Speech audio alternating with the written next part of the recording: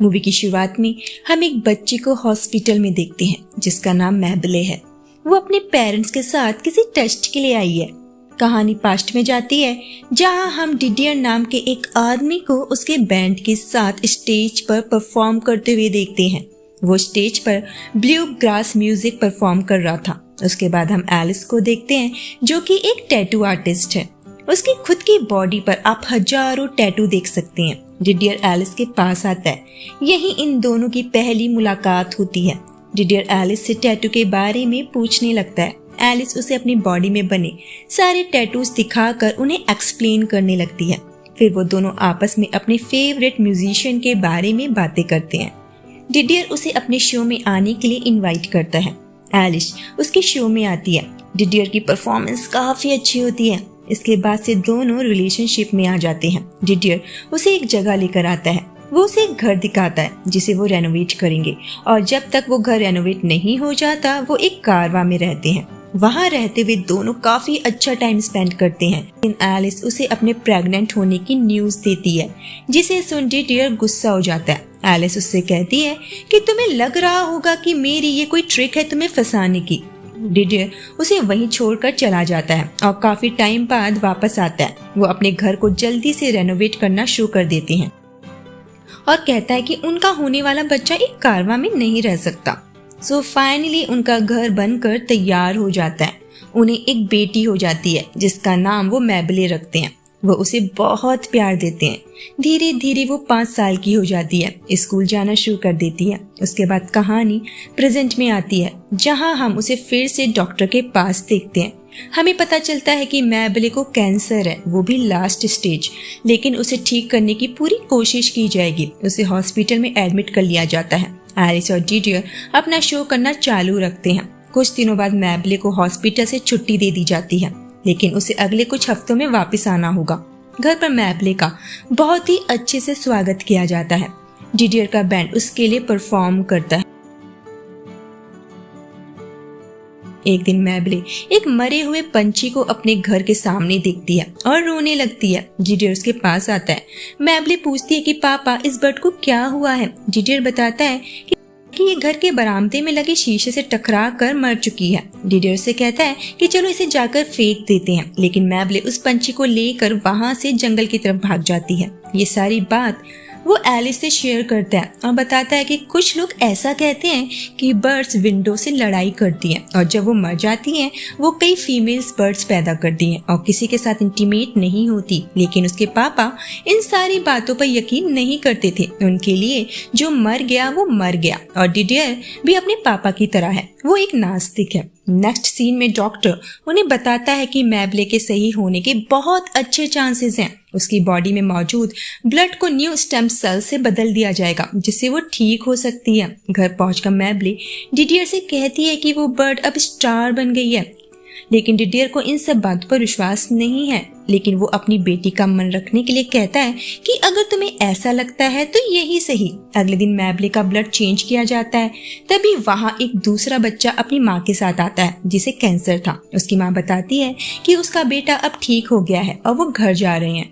कुछ दिन बीत जाते हैं। हम एलिस को मैबले के साथ लेटा हुआ देखते हैं। मैबले कैंसर को हरा नहीं पाती। वो 6 साल की उम्र में मर जाती है। उसे दफना दिया जाता है। एलिस और डिडियर काफी सदमे में होते हैं। एलिस गुमसुम रहने लगती है। उन्हें उनकी बेटी की याद ना आई, इसीलिए वो उसके रूम से उसके सारे टॉयज और बाकी सामान को हटाकर वॉल को पेंट कर देती हैं। एक दिन एलिस अपनी विंडो पर एक बर्ड को देखती है और उस बर्ड का पीछा करती है। थोड़ी देर बाद वो अपने घर के सारे शीशों पर बर्ड के स्टिकर्स चिपका देती है। डिडियर उससे इसका रीजन पूछता है। वो बताती है कि ये बर्ड्स की सेफ्टी के लिए है ताकि शीशे से टकराकर बर्ड्स मर ना जाएं। लेकिन डिडियर को ये लॉजिक समझ नहीं आता। वो फिर से अपना शो करने लगते हैं। परफॉर्म करते वक्त उनकी आवाज में उनकी बेटी को खोने का दर्द साफ झलक रहा था। लेकिन कहते हैं ना, the show must go on. Didier अपना ध्यान विज्ञान की तरफ करने लगता है।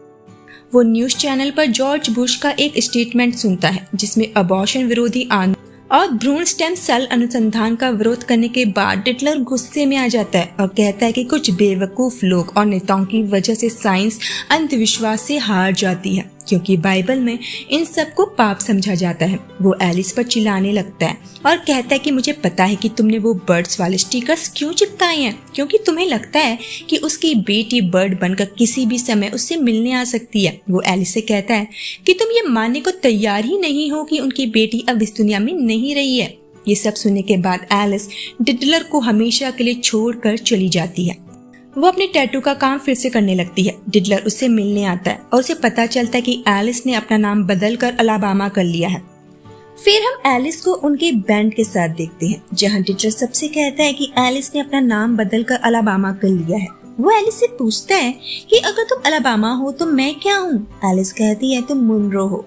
अपनी परफॉर्मेंस के बाद डिडलर ऑडियंस के सामने उन मुद्दों को उठाता है जिसमें साइंस के यूज करने पर पाबंदी लगाई जाती है, जिस वजह से उसकी बेटी मर गई और पता नहीं कितने लोगों की जान सिर्फ इस वजह से चली जाती है कि कुछ लोग रिलीजन की आड़ में साइंस को आगे नहीं बढ़ने देना चाहते। ये सब सुनने के बाद एलिस उसे शांत करने की कोशिश करती है, लेकिन डिडलर उसे धक्का दे देता है।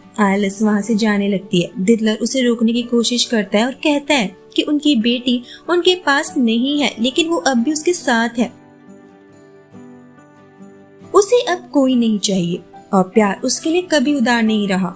एलिस अपनी कार में होती है और कार की स्टीयरिंग पर गुस्से से अपना सिर पीटने लगती है। वो अपनी बेटी की मौत से अभी तक सदमे में है। वो अपनी टैटू शॉप जाती है और बहुत सारी पिल्स निगल लेती है। डिडलर उसके पास आता है और देखता है कि वो जमीन पर बेहोश पड़ी हुई है। वो शॉप का कांच तोड़कर अंदर आ जाता है और एम्बुलेंस को फोन करता है। उसे हॉस्पिटल में एडमिट कराया जाता है। हम एलिस को बेड से उठते हुए देखते हैं। वो डिडलर के पास आती है, जहां वो डॉक्टर से बात कर रहा था। डॉक्टर उसे बताता है कि एलिस का ब्रेन डेड हो चुका है और क्लिनिकली वो अब मर चुकी है। डिडलर एलिस के पास आता है और नेक्स्ट सीन में हम उसे एलिस की बॉडी के पास देखते हैं और वो एलिस के कानों में कहता है कि अगर उसे कहीं उनकी बेटी दिखाई दे तो वो उसे उसकी तरफ से हाय कह दे। फिर डिडलर और उसका बैंड एलिस के लिए एक गाना परफॉर्म करता है और ये मूवी यहीं पर खत्म हो जाती है। ये कहानी खुशी के बारे में नहीं है, ये कैंसर से मरने वाली एक छोटे मासूम बच्चे के बारे में है। ये एक आदर्श प्रेम की लॉ के बारे में है, जो अपने प्यार के घेरे के बाहर जीवन की कठोर हवाओं का सामना करने में असमर्थ है। ब्रोकन सर्कल ब्रेकडाउन में एक गॉड थीम है, जहां एलिस एक आस्तिक है और डिडलर नहीं। ये हम सभी में सदियों पुरानी लड़ाई है जो अब तक चलती आ रही है। उम्मीद करती हूँ आपको आज का वीडियो पसंद आया होगा। मिलते हैं नेक्स्ट वीडियो में, तब तक अपना ख्याल रखिए।